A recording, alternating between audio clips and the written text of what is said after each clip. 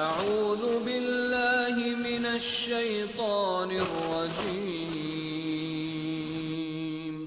بسم الله الرحمن الرحيم.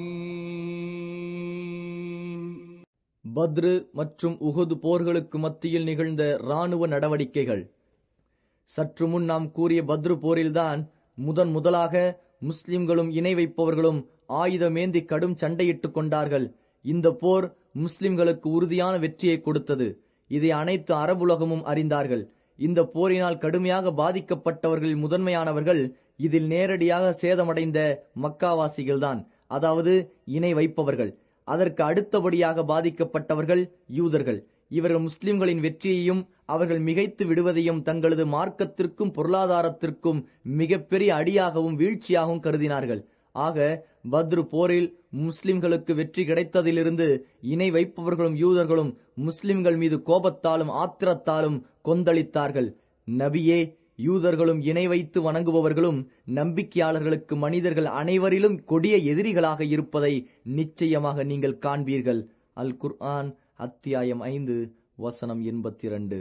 இந்த இரு சாராருக்கும் மதீனாவிற்குள் சில ரகசிய நண்பர்கள் இருந்தார்கள். அவர்கள் தங்களுக்கு இஸ்லாமை தவிர வேறு எங்கும் கண்ணியம் கிடைக்காது என்று உறுதியாக தெரிந்த பிறகு தங்களை பெயரளவில் முஸ்லிம்கள் என்று அறிமுகப்படுத்தினார்கள். உண்மையில் யூதர்களையும் இணை வைப்பவர்களையும் விட அவர்கள் முஸ்லிம்கள் மீது குரோதத்தால் குறைந்தவர்கள் அல்லர். அவர்கள் அப்துல்லா இப்னு உபையும் அவனது நண்பர்களும் ஆவர். மேற்கூறப்பட்ட 3 பிரிவினரை தவிர அங்கு 4வது ஒரு பிரிவினரும் இருந்தார்கள். அவர்கள் மதீனாவை சுற்றி வாழ்ந்த கிராம அரபிகள். இவர்களுக்கு குஃப்ர், இறை நிராகரிப்பு, ஈமான், நம்பிக்கை என்பதெல்லாம் ஒரு முக்கியமான பிரச்சனை அல்ல. இவர்கள் மக்களின் செல்வங்களை சூறையாடுவதையும் கொள்ளையடிப்பதையும் தொழிலாக கொண்டவர்கள். இவர்கள் முஸ்லிம்களுக்கு ஏற்பட்ட வெற்றியால் கவலைக்குள்ளாகினார்கள். மதீனாவில் முஸ்லிம்களின் வலிமையான அரசாங்கம் அமைந்துவிட்டால் தங்களால் கொள்ளை தொழிலை தொடர முடியாது என்று பயந்தார்கள். இதனால் முஸ்லிம்கள் மீது குரோதம் கொண்டார்கள். அவர்களுக்கு எதிரிகளாக மாறினார்கள். பத்ரில் ஏற்பட்ட வெற்றி முஸ்லிம்களின் கண்ணியத்திற்கும் வலிமைக்கும் காரணமாக அமைந்தது போன்றே பல வகைகளில் முஸ்லிம்களை மற்றவர்கள் பகைத்துக் கொள்வதற்கும் காரணமாக அமைந்தது. ஆகவே ஒவ்வொரு கூட்டத்தினரும் தமது நோக்கத்தை நிறைவேற்றுவதற்கு தேவையான வழிகளை கையாள ஆரம்பித்தார்கள். மதீனாவிலும் மதீனாவை சுற்றிலும் மக்களில் சிலர் இஸ்லாமை வெளிப்படுத்தினாலும் உள்ளுக்குள் முஸ்லிம்களுக்கு எதிராக இரகசிய ஆலோசனைகளையும் சதித்திட்டங்களையும் தீட்டினார்கள். ஆனால் யூதர்களில் ஒரு கூட்டமோ முஸ்லிம்களுக்கு எதிராக தங்கள் குரோதத்தையும் பகைமையையும் வெளிப்படையாகவே காட்டினார்கள். மற்றொரு பக்கம் மக்காவாசிகளோ தங்களுக்கு ஏற்பட்ட இழப்புக்கு பழிவாங்கியே தீருவோம், முஸ்லிம்கள் மீது படையெடுத்து அவர்களை அழித்தே தீருவோம் என்று எச்சரித்தது மட்டுமல்லாமல் அதற்கான முழு தயாரிப்பையும் பகிரங்கமாக செய்தார்கள். அவர்களின் செயல்பாடுகள் இப்படித்தான் இருந்தது. ஒளி பொருந்திய ஒரு நாள் வந்தே தீரும். அதன் பிறகு ஒப்பாரியிடும் பெண்களின் அழுகையை நான் நீண்ட நாட்கள் கேட்பேன். ஆம், அப்படித்தான் மக்காவாசிகள் மதீனாவின் மீது மிக மூர்க்கமான போர் ஒன்றை தொடுத்தார்கள். இதை வரலாற்றில் உஹுது போர் என்று அழைக்கப்படுகிறது. இந்த போரில் முஸ்லிம்களுக்கு மிகப்பெரிய இழப்பு ஏற்பட்டதால் அவர்கள் மீது மக்களுக்கு இருந்த பயம் குறைந்தது. இந்த ஆபத்துகளை முறியடிப்பதில் முஸ்லிம்கள் மிக முக்கிய பங்காற்றினார்கள். நபி ஸல்லல்லாஹு அலைஹி வஸல்லம் இந்த ஆபத்துகளை பற்றி எந்தளவு விழிப்புணர்வுடன் இருந்தார்கள் என்பதையும் அவற்றை முறியடிப்பதற்கு எந்தளவு முறையான திட்டங்களை தீட்டினார்கள் என்பதையும் அது விஷயத்தில் அவர்களின் வழிநடத்தும் மகத்தான திறமை எவ்வாறு இருந்தது என்பதையும் அவர்கள் மேற்கொண்ட செயல் திட்டங்கள் மூலமாக நன்றாக தெரிய வருகிறது. இனிவரும் செய்திகளில் அந்த செயல் திட்டங்களை பற்றிய விவரங்களை பார்ப்போம். சுலைம் குலத்தவருடன் போர். பத்ரு போருக்கு பின் நபி ஸல்லல்லாஹு அலைஹி வஸல்லம் அவர்களுக்கு கிடைத்த முதல் செய்தி சுலைம் மற்றும் கத்ஃபான் கிளையினர் மதீனாவின் மீது போர் தொடுக்க தங்களது படைகளை திரட்டுகிறார்கள் என்பதாகும். உடனே நபி ஸல்லல்லாஹு அலைஹி வஸல்லம் 200 வீரர்களுடன் அவர்களது பகுதிக்குள் திடீரென புகுந்து குத்தூர் என்ற இடம் வரை சென்றார்கள். ஆனால் சுலைம் கிளையினர் தப்பிவிட்டார்கள். 500 ஒட்டகங்கள் அவர்கள் ஊரில் இருந்தன. அவற்றை முஸ்லிம்கள் கைப்பற்றினார்கள். அதிலிருந்து 5இல் 1 ஒதுக்கிவிட்டு எஞ்சிய 400 ஒட்டகங்களை ஒவ்வொரு வீரருக்கும் 2 ஒட்டகங்கள் வீதம் நபி ஸல்லல்லாஹு அலைஹி வஸல்லம் அவர்கள் வழங்கினார்கள். மேலும் யஸார் என்ற ஓர் அடிமையும் கிடைத்தார். அவரை உரிமையிட்டார்கள், விடுதலை செய்தார்கள். அவர்களது ஊரில் 3 நாட்கள் தங்கிய பின்னர் நபி ஸல்லல்லாஹு அலைஹி வஸல்லம் மதீனா திரும்பினார்கள். பத்ரில் இருந்து திரும்பி 7 நாட்கள் கழித்து ஹிஜ்ரி 2 ஷவ்வால் மாதத்தில் இந்த போர் ஏற்பட்டது. ஆனால் சிலர் முஹர்ரம் மாதத்தின் நடுவில் ஏற்பட்டதென்று கூறுகின்றார்கள். இப்போருக்கு செல்லும் போது நபி ஸல்லல்லாஹு அலைஹி வஸல்லம் அவர்கள் மதீனாவில் சிபாஉ இப்னு உர்ஃபுதா என்ற தோழரை தனது பிரதிநிதியாக ஆக்கினார்கள். சிலர் அப்துல்லா இப்னு உம்மு மக்தூமை பிரதிநிதியாக ஆக்கினார்கள் என்றும் கூறுகிறார்கள். ஆதாரம் இப்னு ஹிஷாம் ஜாதுல் மஆத். நபி அவர்களை கொல்ல திட்டம். பத்ரு போரில் தோற்றதால் நபி ஸல்லல்லாஹு அலைஹி வஸல்லம் அவர்களுக்கு எதிராக மக்காவாசிகள் கோபத்தால் கொதித்தார்கள். தங்களின் வீழ்ச்சிக்கும் இழிவுக்கும் அடிப்படை காரணமாக இருக்கும் அந்த முஹம்மதை கொன்று விடுவதுதான் அனைத்திற்கும் சரியான தீர்வு என முடிவு செய்தார்கள். இதற்காக மக்கா நகர வீரர்களில் இருவர் ஒன்று கூடி ஆலோசனை செய்தார்கள். உமைர் இப்னு வஹப் அல் ஜுமஹி மற்றும் சஃப்வான் இப்னு உமையா ஆகிய இருவரும் காபாவிற்கு அருகில் அமர்ந்தார்கள். இது பத்ரு போர் முடிந்து சில நாட்கள் கழித்து நடந்ததாகும். இந்த உமைர் குறைஷி ஷைத்தான்களில் மிகப்பெரிய ஷைத்தான் ஆவான். நபி ஸல்லல்லாஹு அலைஹி வஸல்லம் அவர்களையும் நபி தோழர்களையும் மக்காவில் அதிகம் நோவினை செய்தவர்களில் இவனும் குறிப்பிடத்தக்கவன். இவனது மகன் வஹப் இப்னு உமைரை முஸ்லிம்கள் பத்ரு போரில் சிறைப்பிடித்தார்கள். பத்ரில் கொலை செய்யப்பட்டவர்களையும் முஸ்லிம்களால் தங்களுக்கு ஏற்பட்ட சோதனைகளையும் சஃப்வானுக்கு உமைர் நினைவூட்டினான். அதற்கு சஃப்வான், அல்லாஹ்வின் மீது ஆணையாக அவர்களுக்கு பின் வாழ்ந்து ஒரு பலனும் இல்லை என்றான். அதற்கு, அல்லாஹ்வின் மீது ஆணையாக நீ உண்மையே கூறினாய், அறிந்துகொள். அல்லாஹ்வின் மீது ஆணையாக என்னால் நிறைவேற்ற முடியாத அளவுக்கு கடன் சுமையும் எனக்கு பின் சீரழிந்து விடுவார்கள் என்று நான் பயப்படும் குடும்பமும் எனக்கு இல்லை என்றால் நேரில் சென்று முஹம்மதை நானே கொல்வேன். எனது மகன் அவர்களிடம் கைதியாக இருப்பதால் நான் அவர்களிடம் செல்வதற்கு அது ஒரு காரணமாகவும் இருக்கிறது என்றான் உமைர். சஃப்வான் இதை நல்ல சந்தர்ப்பமாக கருதி, உனது கடனை நான் நிறைவேற்றுகிறேன், உனது குடும்பத்தை எனது குடும்பத்துடன் நான் சேர்த்துக் கொள்கிறேன், அவர்கள் வாழும் காலமெல்லாம் நான் அவர்களுக்கு உதவி செய்வேன், என்னிடம் இருக்கும் எதையும் அவர்களுக்கு நான் கொடுக்காமல் இருக்க மாட்டேன் என நயமாக பேசி உமைரை தீய செயலுக்கு தூண்டினான். சரி, நமது பேச்சை மறைத்துவிடு, யாரிடமும் சொல்லாதே என்று உமைர் கூற, அப்படியே செய்கிறேன் என்றான் சஃப்வான். உமைர் தனது வாளை கூர்மைப்படுத்தி அதில் நன்கு விஷம் ஏற்றினான். அந்த வாளுடன் மதினா புறப்பட்டான். கொலை வெறியுடன் அதிவிரைவில் மதினா சென்றடைந்தான். நபி ஸல்லல்லாஹு அலைஹி வஸல்லம் அவர்களின் பள்ளிக்கு அருகில் தனது ஒட்டகத்தை படுக்க வைத்தான். அப்போது உமர் ரலியல்லாஹு அன்ஹு பள்ளிக்குள் முஸ்லிம்களுடன் பத்ரு போரில் அல்லாஹ் தங்களுக்கு செய்த உதவியை பற்றிய பேச்சில் ஈடுபட்டிருந்தார்கள். சரியாக உமர் ரலியல்லாஹு அன்ஹு அவர்களின் பார்வை உமைர் மீது பட்டது. இதோ நாய், அல்லாஹ்வின் எதிரி, தனது வாளை தொங்கவிட்டவனாக வந்துள்ளான், இவன் ஒரு கெட்ட நோக்கத்திற்காகத்தான் வருகிறான் என்று சப்தமிட்டவராக நபி ஸல்லல்லாஹு அலைஹி வஸல்லம் அவர்களிடம் சென்று, அல்லாஹ்வின் தூதரே, இதோ அல்லாஹ்வின் எதிரி உமைர் தனது வாளை அணிந்தவனாக இங்கு வருகிறான் என்று கூறினார்கள். அதற்கு நபி ஸல்லல்லாஹு அலைஹி வஸல்லம், என்னிடம் அவரை அழைத்து வாருங்கள் என்றார்கள். உமர் ரலியல்லாஹு அன்ஹு அன்சாரிகளில் சிலரிடம், நீங்கள் சென்று நபி அவர்களுக்கு அருகில் அமருங்கள், இந்த கெட்டவனின் தீங்கிலிருந்து நபி அவர்களை காத்துக் கொள்ளுங்கள், ஏனென்றால் இவனை நம்ப முடியாது என்று கூறிய பின் உமைரின் வாளுரையை அவரது பிடரியுடன் இழுத்து பிடித்தவராக நபி ஸல்லல்லாஹு அலைஹி வஸல்லம் அவர்களிடம் அழைத்து வந்தார்கள். இக்காட்சியை பார்த்த நபி ஸல்லல்லாஹு அலைஹி வஸல்லம், உமரே, அவரை விட்டு விடுங்கள் என்று கூறி, உமைரே, இங்கு வாரும் என்றார்கள். அப்போது உமைர், உங்களின் காலை பொழுது பாக்கியமாகட்டும் என்று முகமன் கூறினார். அதற்கு நபி ஸல்லல்லாஹு அலைஹி வஸல்லம், உமைரே, உமது இந்த முகமனை விட சிறந்த முகமனாகிய சுவனவாசிகளின் சலாம் என்ற முகமனை கொண்டு அல்லாஹ் எங்களை சங்கைப்படுத்தி இருக்கின்றான் என்றார்கள். பின்பு உமைரே, நீர் எதற்காக இங்கு வந்தீர் என்று கேட்டார்கள். அதற்கு, உங்களிடம் இருக்கும் இந்த கைதிக்காக வந்திருக்கிறேன், அவருடன் நல்ல முறையில் நடந்து கொள்ளுங்கள் என்றார் உமைர். அதற்கு நபி ஸல்லல்லாஹு அலைஹி வஸல்லம், உமது கழுத்தில் ஏன் வாள் தொங்குகிறது என்று கேட்டார்கள். அவர், இந்த வாள் நாசமாகட்டும், இது எங்களுக்கு என்ன பலனை அளித்தது என்று கூறினார். நபி ஸல்லல்லாஹு அலைஹி வஸல்லம், என்னிடம் உண்மையைச் சொல், நீர் வந்ததன் நோக்கம் என்ன என்று கேட்டார்கள். அதற்கு, நான் அந்த நோக்கத்தில்தான் வந்தேன் என்றார். அதற்கு நபி ஸல்லல்லாஹு அலைஹி வஸல்லம், இல்லை, நீயும் சஃப்வானும் காபாவிற்கு அருகில் அமர்ந்து பத்ரு போரில் கொல்லப்பட்ட குறைஷிகளை பற்றி பேசினீர்கள். பின்பு நீ தன் மீது கடனும் தனது குடும்பத்தார்களின் பொறுப்பும் இல்லை என்றால் நான் முஹம்மதை கொலை செய்து வருவேன் என்று கூறினாய். நீ என்னை கொல்ல வேண்டும் என்பதற்காக உனது கடன் மற்றும் உனது குடும்ப பொறுப்பை சஃப்வான் ஏற்றுக்கொண்டான். ஆனால் இப்போது உனக்கும் உனது அந்த நோக்கத்திற்கும் இடையில் அல்லாஹ் தடையாக இருக்கிறான் என்று கூறினார்கள். இதை கேட்ட உமைர், நீங்கள் நிச்சயமாக அல்லாஹ்வின் தூதர் என்று நான் சாட்சி கூறுகிறேன். வானத்தின் செய்திகளையும் உங்களுக்கு இறங்கும் இறை அறிவிப்பையும் நீங்கள் எங்களுக்கு கூறிய போது உங்களை நாங்கள் பொய்யர் என்று கூறினோம். ஆனால் உங்களை கொலை செய்ய வேண்டும் என முடிவு செய்தபோது என்னையும் சஃப்வானையும் தவிர வேறு யாரும் அங்கு இருக்கவில்லை. அல்லாஹுவின் மீது ஆணையாக அல்லாஹுதான் இந்த செய்தியை உங்களுக்கு அறிவித்தான் என்று நான் நன்கறிகிறேன். எனக்கு இஸ்லாமின் பக்கம் நேர்வழி காட்டிய அல்லாஹுவிற்கே எல்லா புகழும். அவனே இங்கு என்னை அனுப்பினான் என்று கூறி இஸ்லாமின் ஏகத்துவத்தை மனமாற மொழிந்தார்கள். அதற்கு பின் நபி ஸல்லல்லாஹு அலைஹி வஸல்லம் அவர்கள், உங்களின் சகோதரருக்கு மார்க்க சட்டங்களையும் குர்ஆனையும் கற்றுக் கொடுங்கள், அவரது கைதியை விடுதலை செய்யுங்கள் என்று கூறினார்கள்.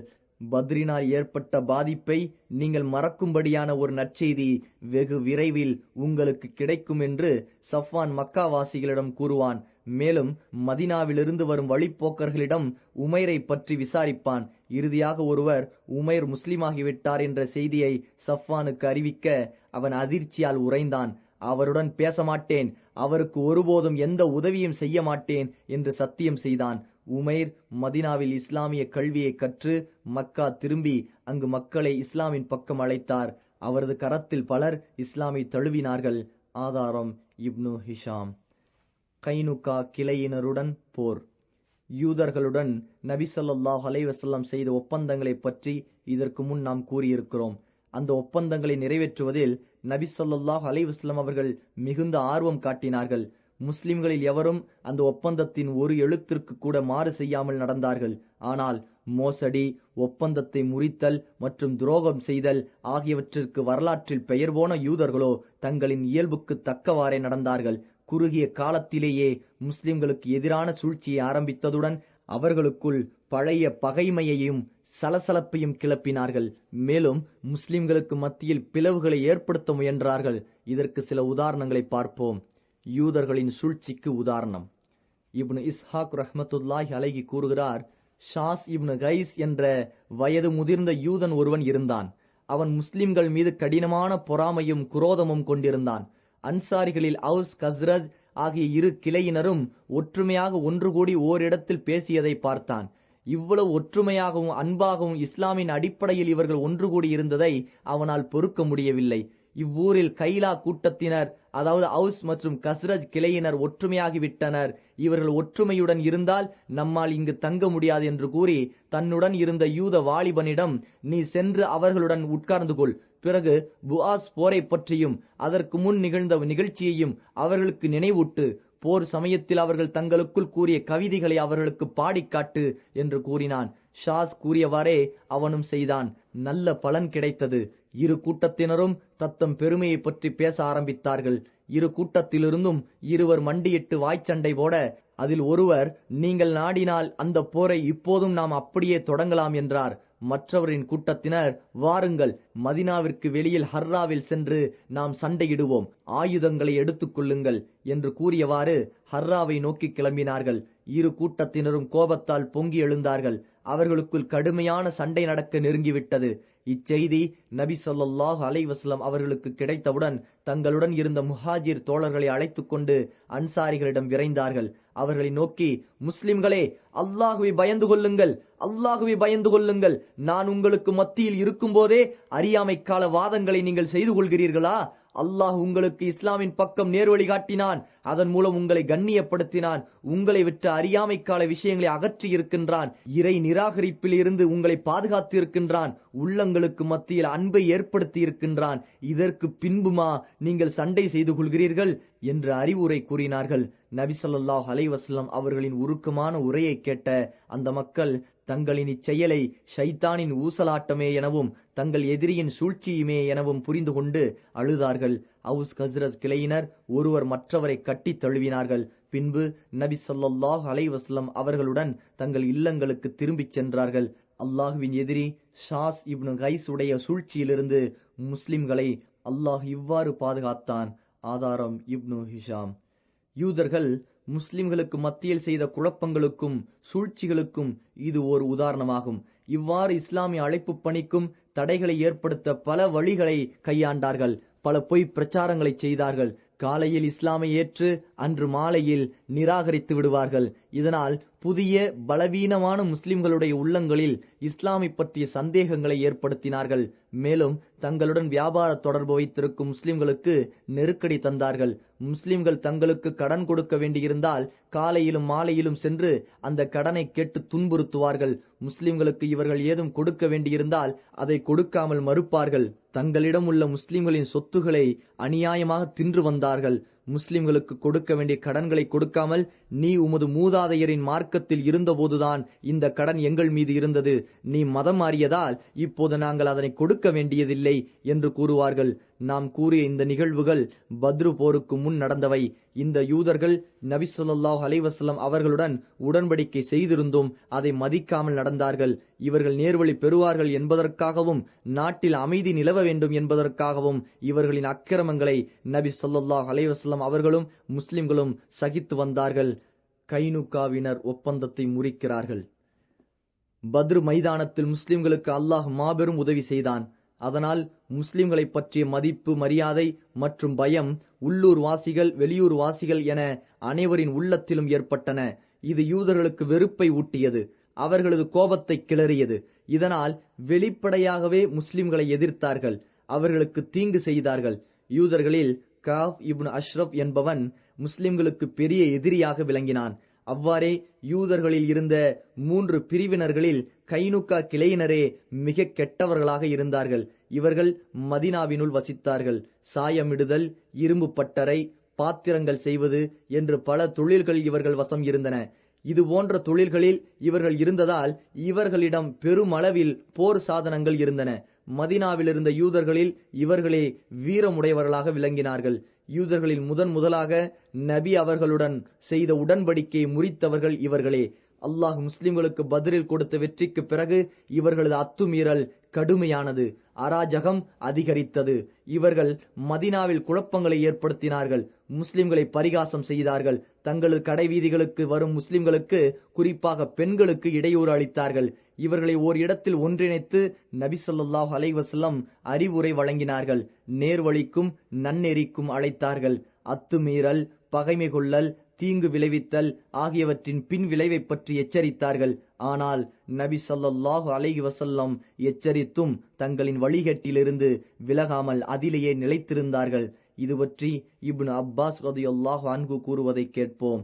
நபி ஸல்லல்லாஹு அலைஹி வஸல்லம் பத்ரு போரில் குறைஷிகளை தோற்கடித்து மதினா திரும்பிய பிறகு கைனுகாவினரின் கடைவீதியில் அங்குள்ள யூதர்களை ஒன்று சேர்த்தார்கள். அவர்களிடம், யூதர்களே, குறைஷிகளுக்கு ஏற்பட்ட நிலை உங்களுக்கு ஏற்படுவதற்கு முன் நீங்கள் இஸ்லாமை ஏற்றுக்கொள்ளுங்கள் என்றார்கள். அதற்கு அவர்கள், முஹம்மதே, போர் செய்ய தெரியாத அனுபவமற்ற குறைஷிகளில் சிலரை போரில் கொன்றுவிட்டதால் நீர் மயங்கிவிட வேண்டாம். நீர் எங்களிடம் போர் தொடுத்தால் நாங்கள் வலிமைமிக்க மனிதர்கள் என்பதையும் எங்களை போன்றவர்களை நீர் இதுவரை சந்தித்ததில்லை என்பதையும் அறிந்து கொள்வீர் என்று பதிலளித்தார்கள். அப்போது அல்லாஹ் பின்வரும் வசனத்தை இறக்கினான்.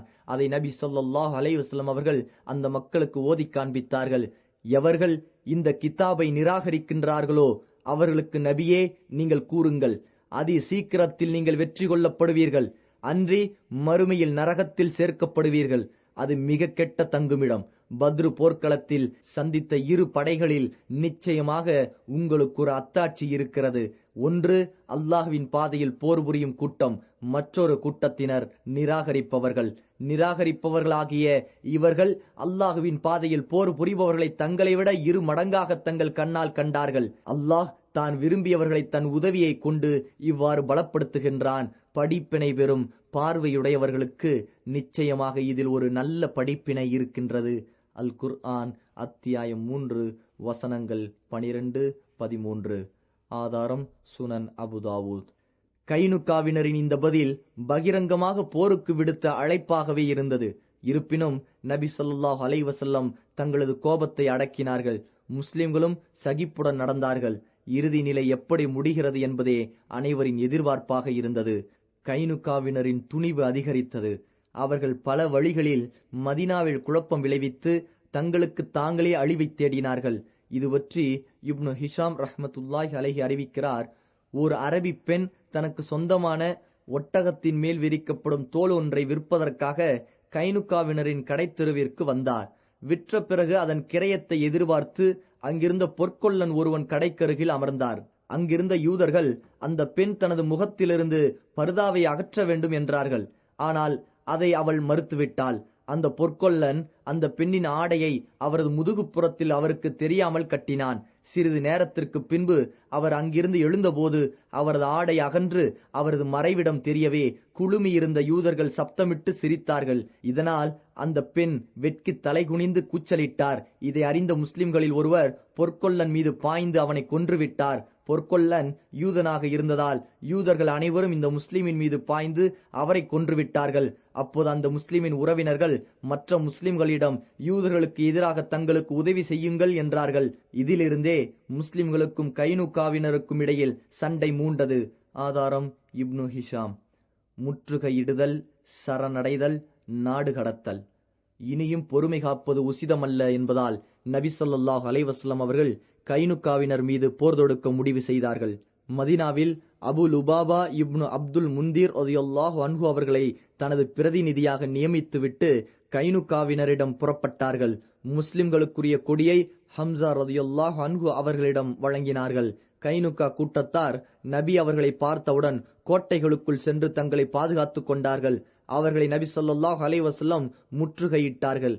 இந்த முற்றுகை ஹிஜ்ரி 2 ஷவ்வால் 15 சனிக்கிழமை தொடங்கி 15 இரவுகள் துல்காதா முதல் பிறை வரை தொடர்ந்தது. அல்லாஹ் அந்த யூதர்களின் உள்ளத்தில் பயத்தை ஏற்படுத்தினான். அவர்கள் அனைவரும் தங்கள் விஷயத்திலும் தங்களின் சொத்து, பெண்கள், பிள்ளைகள் விஷயத்திலும் நபி ஸல்லல்லாஹு அலைஹி வஸல்லம் அவர்களின் கட்டளைக்கு இணங்குவதாய் கூறி கோட்டைகளை விட்டு வெளியே வந்தார்கள். நபி அவர்கள் அந்த மக்களின் கரங்களை கட்ட உத்தரவிட்டார்கள். இந்த நேரத்தில் அப்துல்லா இப்னு உபை தனது நயவஞ்சக தன்மைக்கு ஏற்ப செயல்பட்டான். நபி ஸல்லல்லாஹு அலைஹி வஸல்லம் அவர்களிடம் யூதர்களை மன்னிக்க வேண்டும் என்று வற்புறுத்தினான். முஹம்மதே, என்னுடன் நட்பு உடன்படிக்கை செய்து கொண்ட இவர்களிடம் நல்ல முறையில் நடந்து கொள்ளுங்கள் என்று கூறினான். பனு கைனுகா கஸ்ரஜ் இனத்தவரின் நண்பர்களாக இருந்தார்கள்.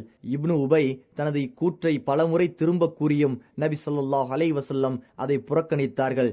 அவன் நபி ஸல்லல்லாஹு அலைஹி வஸல்லம் அவர்களின் சட்டை பைக்குள் கையை நுழைத்துக் கொண்டு அவர்களை வற்புறுத்தினான். நபி அவர்கள் அவனிடம் என்னை விட்டுவிடு என்று கூறினார்கள்.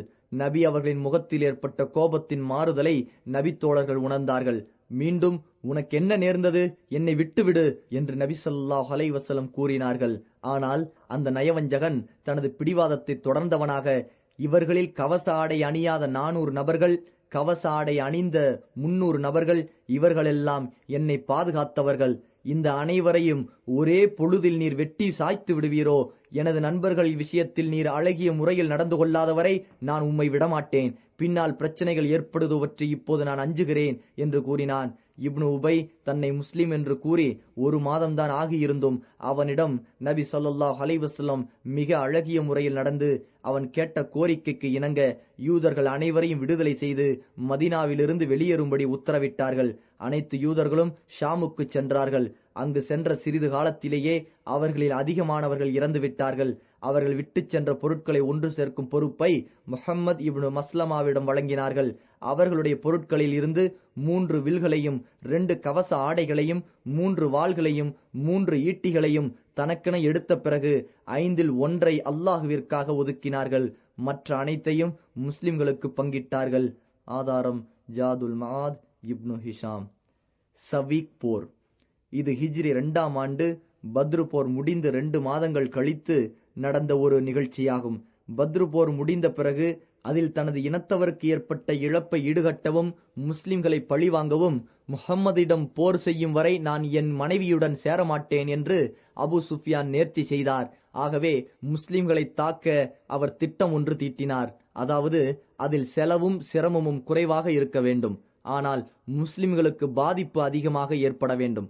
இதனால் தனது சமுதாயத்தின் இழந்த மதிப்பை மீட்க முடியும், அதன் ஆற்றலை வெளிப்படுத்த முடியும் என்று அவர் நினைத்தார். தனது இந்த நேர்ச்சையை நிறைவேற்றுவதற்காக 200 வீரர்களுடன் புறப்பட்டு மதீனாவிலிருந்து 12 மைல்கள் தொலைவில் இருக்கும் சைப் என்ற மலைக்கருகிலுள்ள கணவாயில் வந்து இறங்கினார். எனினும் மதீனாவின் மீது பகலில் பகிரங்கமாக போர் தொடுக்க அவருக்கு துணிவு வரவில்லை. கொள்ளையர்களைப் போன்று மதீனாவின் மீது இரவில் தாக்குதல் நடத்த திட்டம் ஒன்று தீட்டினார்.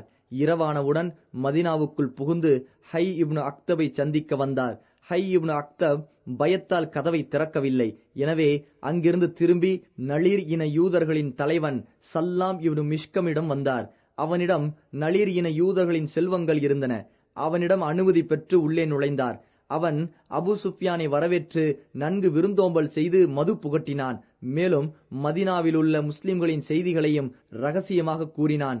இரவின் இறுதியில் அங்கிருந்து வெளியேறிய அபு சுஃப்யான் தனது படையின் ஒரு பிரிவை மதினாவில் அல் உரைல் என்ற பகுதியில் கொள்ளையடிக்க அனுப்பினார். அந்த படையினர் அங்குள்ள பேரித்த மரங்களை வெட்டி வீழ்த்தி எரித்தார்கள். அன்சாரிகளில் ஒருவரையும் அவரது ஒப்பந்தக்காரர் ஒருவரையும் கொன்றார்கள். அந்த இருவரும் தங்கள் விவசாய நிலத்தில் வேலை செய்து கொண்டிருந்தார்கள். இதற்கு பின் அபு சுஃப்யானும் அவரது படையும் மக்கா நோக்கி ஓட்டம் பிடித்தார்கள். இந்த செய்தி நபி ஸல்லல்லாஹு அலைஹி வஸல்லம் அவர்களுக்கு கிடைக்கவே மதினாவில் அபு லுபாபா இப்னு அப்துல் முந்திரை பிரதிநிதியாக நியமித்து தங்களது சில தோழர்களுடன் அபு சுஃப்யானையும் அவரது படையையும் விரட்டி பிடிப்பதற்கு புறப்பட்டார்கள். ஆனால் அவர்கள் அதிவிரைவில் அங்கிருந்து தப்பிவிட்டார்கள். அவ்வாறு செல்லும் போது தங்களது பயணத்தை விரைவாக தொடர தடையாக இருந்த சத்து மாவு மற்றும் ஏனைய உணவுப் பொருட்களை வழியில் விட்டுவிட்டார்கள். நபி ஸல்லல்லாஹு அலைஹி வஸல்லம் தங்களது தோழர்களுடன் கர்கரத்துல் குதூர் என்ற இடம் வரை சென்றும் அவர்களை பிடிக்க முடியாததால் மதினா திரும்பினார்கள். வழியில் எதிரிகள் விட்டு சென்ற உணவுப் பொருள் மற்றும் சத்துமாவை தங்களுடன் எடுத்துக்கொண்டார்கள். அதில் சத்துமாவு அதிகம் இருந்ததால் அதை குறிக்கும் சவீக் என்ற சொல்லை வைத்தே இந்த தாக்குதலுக்கு சவீக் என்ற பெயர் வந்தது. ஆதாரம் ஜாதுல் மஆத். தி அம்ரு போர். இது ஹிஜ்ரி 3ஆம் ஆண்டு முஹர்ரம் மாதத்தில் நடைபெற்றது. உஹுது போருக்கு முன் நபி ஸல்லல்லாஹு அலைஹி வஸல்லம் அவர்கள் மேற்கொண்ட இராணுவ தாக்குதல்களில் இதுவே பெரியதாகும். இப்போருக்கான காரணம் என்னவென்றால், சாலபா, முஹாரிப் ஆகிய கிளையினர் மதினாவின் சுற்றுப்புறங்கள் மீது தாக்குதல் நடத்த திட்டம் போடுகிறார்கள் என்ற செய்தி நபி ஸல்லல்லாஹு அலைஹி வஸல்லம் அவர்களுக்கு கிடைத்தது. அவர்களை எதிர்கொள்வதற்காக நபி அவர்கள் முஸ்லிம்களை தயார்படுத்தி 450 வீரர்களுடன் புறப்பட்டார்கள். புறப்படும் முன் மதினாவில் உஸ்மான் இப்னு அஃபான் ரலியல்லாஹு அன்ஹு அவர்களை பிரதிநிதியாக நியமித்தார்கள். வழியில் சாலபா கிளையைச் சேர்ந்த ஜுபார் என்பவர் முஸ்லிம்கள் வசம் சிக்கினார். அவரை நபி அவர்களிடம் அழைத்து வரவே நபி ஸல்லல்லாஹு அலைஹி வஸல்லம் அவருக்கு இஸ்லாமை அறிமுகப்படுத்தினார்கள். அவரும் இஸ்லாமை தழுவினார். அவர் மார்க்கத்தை கற்றுக்கொள்வதற்காக நபி ஸல்லல்லாஹு அலைஹி வஸல்லம் தனது தோழர் பிலாலுடன் அவரை இணைத்து விட்டார்கள். அவர் எதிரிகளின் பகுதியை காண்பித்துக் கொடுக்க வழிகாட்டியாக முஸ்லிம்களுடன் வந்தார். மதினாவின் படை வருவதை கேள்விப்பட்ட எதிரிகள் மலைகளின் உச்சியில் ஏறி பதுங்கிக் கொண்டார்கள். நபி ஸல்லல்லாஹு அலைஹி வஸல்லம் தங்களது தோழர்களுடன் ஓரிடத்தில் ஒன்று கூடினார்கள். அதுதான் தி அம்ரு என்று சொல்லப்படும் தண்ணீர் நிறைந்த இடம். அந்த இடத்தில் ஏறக்குறைய சஃபர் மாதம் முழுமையாக தங்கியிருந்தார்கள். கிராம அரபிகளுக்கு முஸ்லிம்களின் ஆற்றலை உணரச் செய்து அவர்களது உள்ளத்தில் முஸ்லிம்களை பற்றி அச்சம் ஏற்பட செய்தார்கள். பின்பு அங்கிருந்து நபி ஸல்லல்லாஹு அலைஹி வஸல்லம் மதினாவிற்கு கிளம்பினார்கள். ஆதாரம் இப்னு ஹிஷாம் ஜாதுல் மஆத். கயவன் காவை கொள்ளுதல். காப் இப்னு அஷ்ரப் இவன் இஸ்லாமிய மார்க்கத்தின் மீதும் முஸ்லிம்கள் மீதும் கடும் குரோதம் கொண்டவன். நபி அவர்களுக்கு எப்போதும் நோவினை தருபவன். இவன் முஸ்லிம்களுடன் போர் தொடுக்க வேண்டும் என்று வெளிப்படையாக கூறி வந்தான். இவன் யூதர்களின் நப்ஹான் பிரிவைச் சேர்ந்த தை இனத்தைச் சேர்ந்தவன். இவனது தாய் யூதர்களில் நளீர் இனத்தைச் சேர்ந்தவள். இவன் பெரிய செல்வந்தனாக இருந்ததுடன் நல்ல அழகுடையவனாகவும் இருந்தான். இவன் அரபியில் நல்ல கவிபாடும் திறமையுடையவன். இவனது கோட்டை மதினாவின் தென்கிழக்கில் நளீர் இன யூதர்களின் வீடுகளுக்கு பின்னால் இருந்தது. முஸ்லிம்கள் பத்ரில் வெற்றி பெற்றனர், அங்கு குறைஷிகளின் தலைவர்கள் கொல்லப்பட்டனர் என்ற செய்தி இவனுக்கு கிடைத்த போது, என்ன இது உண்மையான செய்தியா? இவர்கள் அரபியர்களின் மிகச் சிறப்பு மிக்கவர்களாயிற்றே, மக்களின் அரசர்களாயிற்றே.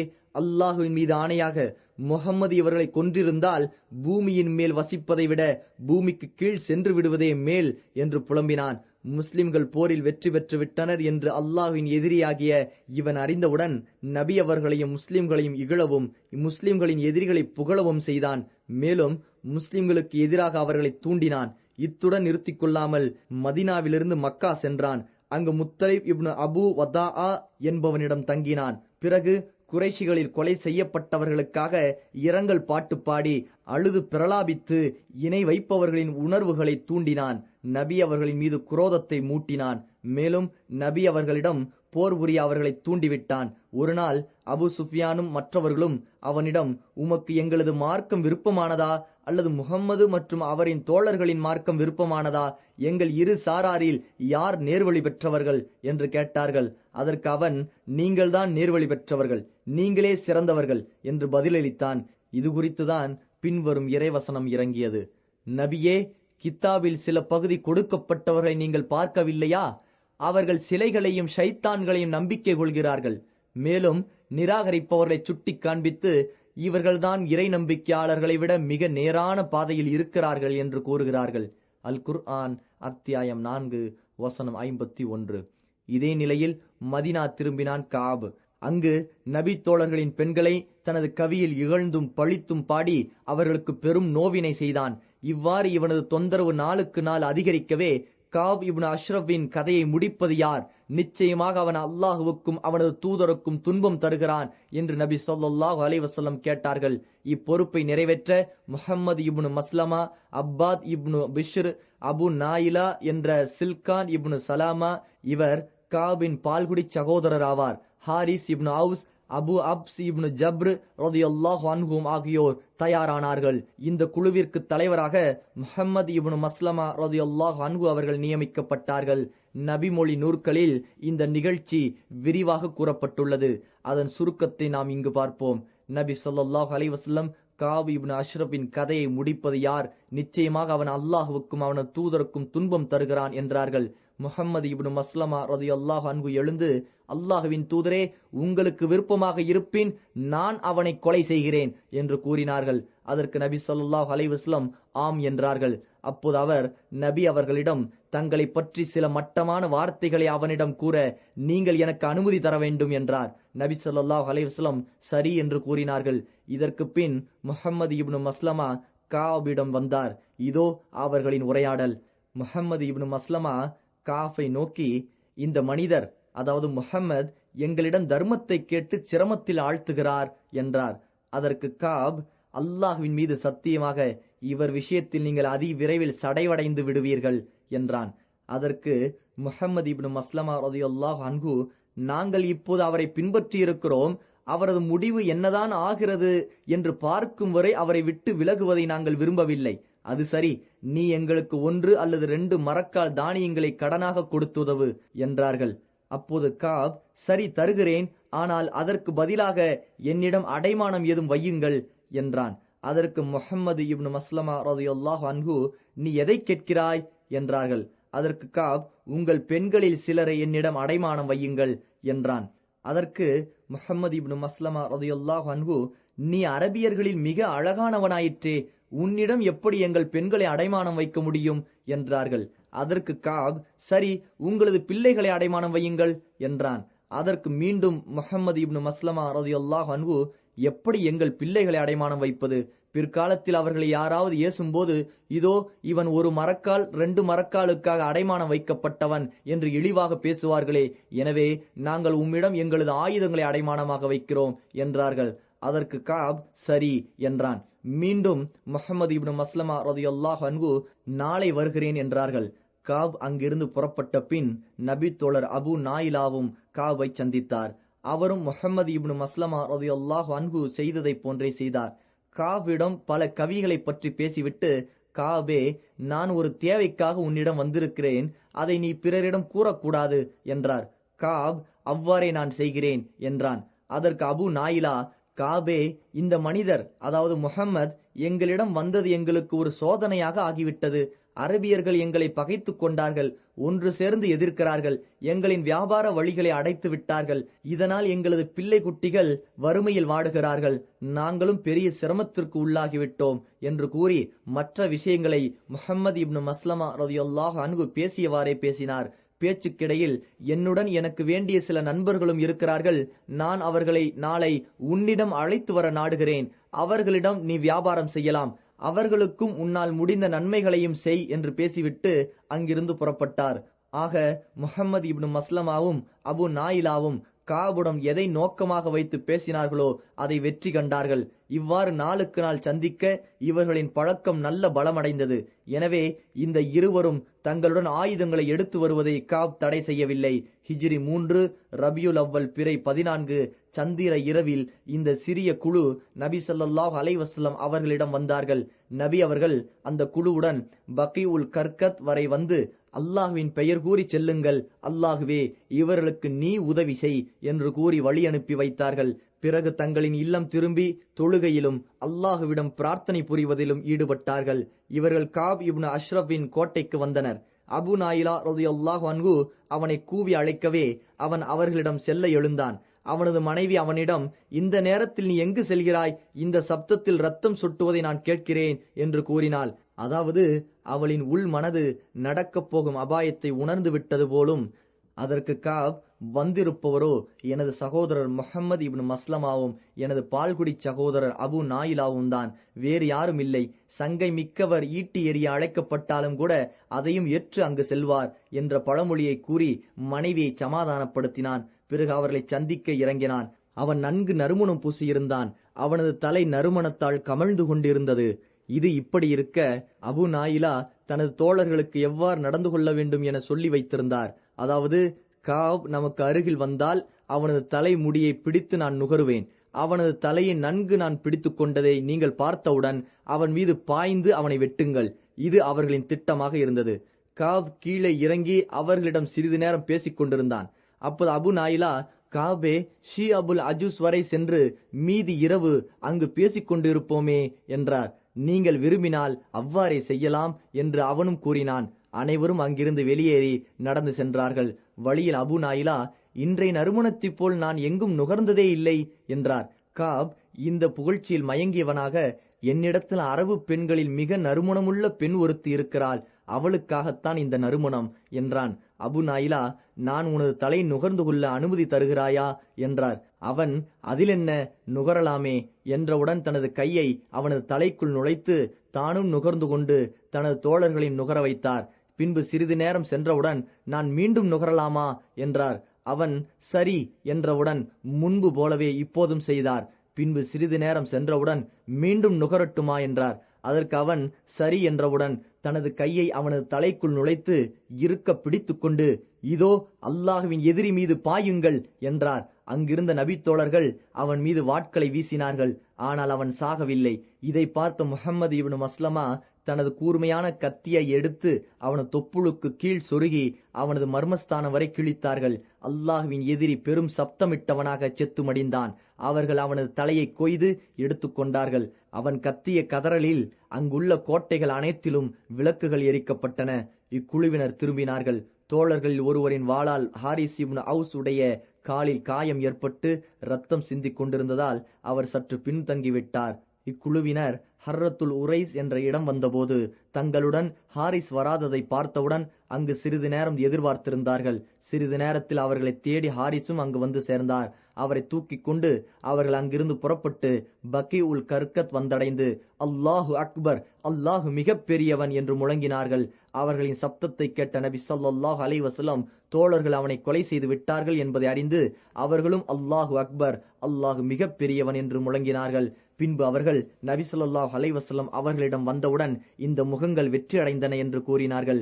அதற்கு அந்த நபி தோழர்கள், அல்லாஹ்வின் தூதரே, தங்களது முகமும் வெற்றி அடைந்தது என்று கூறி அந்த ஷைத்தானின் தலையை நபி ஸல்லல்லாஹு அலைஹி வஸல்லம் அவர்களுக்கு முன் போட்டார்கள். அல்லாஹுவின் எதிரி காபின் கதை முடிக்கப்பட்டதை நினைத்து நபி ஸல்லல்லாஹு அலைஹி வஸல்லம் அல்லாஹுவை புகழ்ந்து நன்றி செலுத்தினார்கள். ஹாரிஸின் கால் காயத்தை பற்றி அறியவே அதில் தங்களது உமிழ் நீரை தடவினார்கள். அவர் முழுமையாக சுகமடைந்தார். அதற்கு பிறகு அவருக்கு வலி என்பதே இல்லை. ஆதாரம் சஹீஹுல் புகாரி, இப்னு ஹிஷாம். தங்களின் தலைவன் கொல்லப்பட்டதை அறிந்த யூதர்களின் உள்ளங்களில் பயம் குடியேறியது. சுமூகமான நடவடிக்கை பலன் தராத போது பலத்தை பயன்படுத்துவதற்கும் நபி ஸல்லல்லாஹு அலைஹி வஸல்லம் தயங்க மாட்டார்கள் என்று அறிந்தார்கள். எனவே தங்களது தலைவர் கொல்லப்பட்டதற்காக கூச்சல் குழப்பம் ஏதுமின்றி அமைதியை கடைபிடித்தார்கள். முஸ்லிம்களுக்கு பணிந்து அவர்களுடன் செய்த ஒப்பந்தங்களை நிறைவேற்றி வாழ்ந்தார்கள். ஆக சீறிக்கொண்டிருந்த விஷப்பாம்புகள் பொந்துகளுக்குள் விரைந்து சென்று பதுங்கிக் கொண்டன. இவ்வாறு சில காலம் உள்ளூர் குழப்பங்களை விட்டு நிம்மதி பெற்றதை அடுத்து மதினாவுக்கு வெளியிலிருந்து வரும் ஆபத்துகளை எதிர்கொள்ள நபி ஸல்லல்லாஹு அலைஹி வஸல்லம் தயாரானார்கள். கைனுகா இன யூதர்கள் மீது எடுத்த நடவடிக்கைகள், சவீக் தி அம்ர் தாக்குதல்கள் மற்றும் காப் இப்னு அஷ்ரஃபின் கதைக்கு முற்றுப்புள்ளி வைத்தல் ஆகியவற்றின் மூலம் முஸ்லிம்கள் நிம்மதி பெருமூச்சு விட்டார்கள். அவ்வப்போது ஏற்பட்டு வந்த உள்நாட்டு பிரச்சனைகளிலிருந்தும் சிரமங்களிலிருந்தும் விடுதலை அடைந்தார்கள். பஹ்ரான் போர். இந்த நிகழ்ச்சி ஒரு போர் ஒத்திகையாக இருந்தது. அதாவது குறைஷிகளை எச்சரிப்பதற்காக ஹிஜ்ரி 3 ரபியுல் ஆஹிர் மாதம் 300 வீரர்களுடன் மக்காவிற்கு அருகிலுள்ள ஃபுர்ஊ என்ற இடத்திற்கு பக்கத்தில் இருக்கும் பஹ்ரான் என்ற இடத்திற்கு வந்து ரபியுல் ஆஹிர், ஜுமாதா அல் ஊலா ஆகிய 2 மாதங்கள் நபி ஸல்லல்லாஹு அலைஹி வஸல்லம் தங்கினார்கள். ஆனால் அங்கு சண்டை ஏதும் நிகழவில்லை. ஆதாரம் இப்னு ஹிஷாம் ஜாதுல் மஆத். ஜயித் இப்னு ஹாரிசா படைப்பிரிவு. பின்னால் வரும் உஹது போருக்கு முன் முஸ்லிம்கள் மேற்கொண்ட இராணுவ நடவடிக்கைகளில் இதுவே மிக வெற்றி பெற்றதாக அமைந்தது. இது ஹிஜ்ரி 3 ஜுமாத்துல் ஆஹிராவில் நடைபெற்றது. இதன் விவரம் என்னவென்றால், குறைஷிகள் பத்ரு போரினால் அளவிலா கவலையிலும் துக்கத்திலும் இருந்தார்கள். இந்த நிலைமையில் அவர்கள் ஷாமுக்கு செல்லும் வியாபார பயணத்தின் கோடை காலம் நெருங்கியது. இந்த பயணத்தை எப்படி பாதுகாப்புடன் மேற்கொள்வது என்ற மற்றொரு கவலையும் அவர்களுக்கு ஏற்பட்டது. குறைஷிகள் இந்த ஆண்டு ஷாமுக்கு செல்லும் வியாபார குழுவின் தலைமைத்துவத்திற்கு சஃப்வான் இப்னு உமையாவை தேர்ந்தெடுத்தார்கள். முஹம்மதும் அவரது தோழர்களும் நமது வியாபார மார்க்கங்களை மிகுந்த சிரமத்திற்கு உள்ளாக்கிவிட்டார்கள். அவருடைய தோழர்களை என்ன செய்வதென்றே தெரியவில்லை. அவரது தோழர்கள் எப்போதும் கடற்கரை பகுதியை கண்காணித்து வருகிறார்கள். கடற்கரை பகுதியில் உள்ளவர்கள் முஹம்மதுடன் உடன்படிக்கை செய்து கொண்டதுடன் அவர்களில் பெரும்பாலானவர்கள் அவருடைய மார்க்கத்தையும் ஏற்று இருக்கிறார்கள். எனவே நாம் எந்த வழியில் செல்வதென்றே புரியவில்லை. வியாபாரத்திற்கு செல்லாமல் மக்காவிலேயே தங்கிக் கொண்டால் நமது முதலீடும் அழிந்துவிடும். நமது வியாபாரம் கோடை காலத்தில் ஷாம் தேசத்தையும் குளிர்காலத்தில் ஹபஷாவையுமே சார்ந்துள்ளது என்று தங்களுக்குள் பேசிக் கொண்டார்கள். இவ்வாறு கருத்து பரிமாற்றம் நடந்து கொண்டிருந்த போது அஸ்வத் இப்னு அப்துல் முத்தலிப் இம்முறை கடற்கரை வழியாக செல்லும் பாதையை தவிர்த்துவிட்டு ஈராக் வழியை எடுத்துக்கொள் என்று சஃப்வானிடம் கூறினார். இப்பாதை மிக நீளமானது. மதினாவின் கிழக்கு பக்கமாக வெகு தொலைவில் உள்ளது. இப்பாதை நஜிது மாநிலத்தை கடந்து ஷாம் செல்கிறது. குறைஷிகள் இந்த பாதையை முற்றிலும் அறியாதவர்களாக இருந்தார்கள். எனவே பக்ர் இப்னு வாயில் கிளையைச் சேர்ந்த ஃபுராத் இப்னு ஹயானை வழிகாட்டியாகவும் பயண அமைப்பாளராகவும் ஆக்கிக் கொள்ள சஃப்வானுக்கு அஸ்வத் இப்னு அப்துல் முத்தலிப் ஆலோசனை கூறினார். இவ்வாறு சஃப்வான் இப்னு உமையாவுடைய தலைமையில் குறைஷிகளின் வியாபார கூட்டம் மக்காவிலிருந்து புதிய பாதையில் புறப்பட்டது. எனினும் இக்கூட்டத்தின் செய்தியும் அதன் பயணத் திட்டமும் வெகு விரைவில் மதினாவிற்கு எட்டியது. அது எப்படி என்றால், ஏற்கனவே மக்காவில் இருந்த வலீத் இப்னு நொக்மான் என்ற முஸ்லீம் நுஐம் இப்னு மஸ்ஊதுடன் மது அருந்தினார். இச்சம்பவம் மது ஹராமாக்கப்படுவதற்கு முன் நடந்ததாகும். நுஐம் அப்போது முஸ்லீமாக இருக்கவில்லை. நுஐமுக்கு நன்கு போதை ஏறியவுடன் இந்த வியாபார கூட்டத்தை பற்றியும் அது எவ்வழியாக செல்கிறது என்பதையும் தன்னை அறியாமல் போதையில் உளர உடனே வலீத் சபையிலிருந்து நழுவி மதினா விரைந்தார். நபி ஸல்லல்லாஹு அலைஹி வஸல்லம் அவர்களை சந்தித்து முழு விவரத்தையும் கூறினார். நபி ஸல்லல்லாஹு அலைஹி வஸல்லம் அவர்கள் உடனடியாக நடவடிக்கையில் இறங்கினார்கள். 100 பேர் கொண்ட வாகன படையை ஜயித் இப்னு ஹாரிசாவின் தலைமையின் கீழ் குறைஷிகளை தாக்க அனுப்பி வைத்தார்கள். ஜயித் ரலியல்லாஹு அன்ஹு தங்களது வீரர்களுடன் விரைந்து சென்று நஜ்து மாநிலத்தில் கர்தா என்ற இடத்தின் நீர்த்தேக்கத்திற்கு அருகில் அந்த வியாபார கூட்டம் தங்கியிருந்த போது திடீரென அதன் மீது தாக்குதல் நடத்தி வியாபார பொருட்களை கைப்பற்றினார்கள். சஃப்வானும் அக்கூட்டத்தை பாதுகாப்பதற்காக வந்திருந்த வீரர்களும் எவ்வித எதிர்ப்பும் காட்டாமல் உயிர் பிழைத்தால் போதும் என்று தப்பித்து ஓடினார்கள். முஸ்லிம்கள் இக்கூட்டத்திற்கு வழிகாட்டியாக வந்த ஃபுர்ராத் இப்னு ஹையானை கைது செய்தார்கள். சிலர் இவரை அன்றி மேலும் 2 முஸ்லிம்கள் கைது செய்தார்கள் என்றும் கூறுகிறார்கள். முஸ்லிம் வீரர்கள் இந்த வியாபார கூட்டத்திடமிருந்த பாத்திரங்கள் மற்றும் வெள்ளிகளை வெற்றி பொருளாக எடுத்துக்கொண்டு நபி அவர்களிடம் திரும்பினார்கள். இவர்கள் கொண்டு வந்த பொருட்களின் மதிப்பு 1,00,000 திர்ஹமாகும். நபி ஸல்லல்லாஹு அலைஹி வஸல்லம் 5இல் 1 பங்கை ஒதுக்கிவிட்டு மற்ற அனைத்தையும் அதில் கலந்து கொண்ட வீரர்களுக்கு பங்கு வைத்து கொடுத்தார்கள். நபி அவர்கள் முன்னிலையில் ஃபுராத் இஸ்லாமை தழுவினார். பத்ரு போரினால் நீங்கா துயரத்தில் சிக்கியிருக்கும் குறைஷிகளுக்கு இச்சம்பவம் பெரும் பாதிப்பை ஏற்படுத்தியது. எஞ்சியிருந்த நிம்மதியையும் பறித்தது. தங்களுக்கு ஏற்பட்ட பாதிப்பை நினைத்து மட்டிலா கவலைக்கு ஆளானார்கள். அவர்களின் உள்ளங்கள் குமுறின.